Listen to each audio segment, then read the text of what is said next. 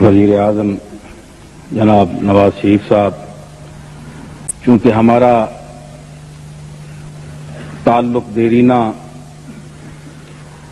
مسلم league سے رہا، میرے جد امجد حضرت غلام محی الدین صاحب کو قائد اعظم علیہ رحمت نے پاکستان کے سلسلے میں ایک تار بھیجا تھا، وہ میرے پاس محفوظ ہے۔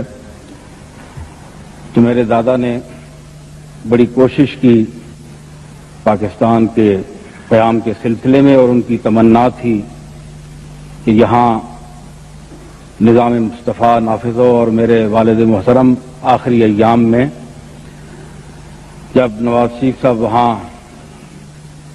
گئے تھے، اور ان کو یاد ہوگا کہ میرے والد نے بالخصوص اور علالت کے دوران ہسپتال میں انہوں نے ایک خط ان کو بھیجا تھا۔ تو ہماری حمایت دراصل نظام اسلام کی حمایت ہے، کسی شخص یا کسی شخصیت کی حمایت نہیں ہے۔ نواز شریف صاحب سے ہمیں یہی توقعات ہیں کہ وہ یہاں نظام اسلام نافذ کریں گے، اور جو لوگ اس میں حائل ہو رہے ہیں اور وہ کلمہ گو بھی خود کو کہلاتے ہیں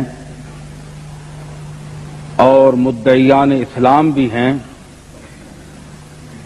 ان کو اپنے اپنے گریبانوں میں جھانک کر دیکھنا چاہیے کہ وہ کس چیز کے نفاذ میں حائل ہو رہے ہیں، اور ان کے اپنے ایمان اور دین کی کیا حیثیت ہے۔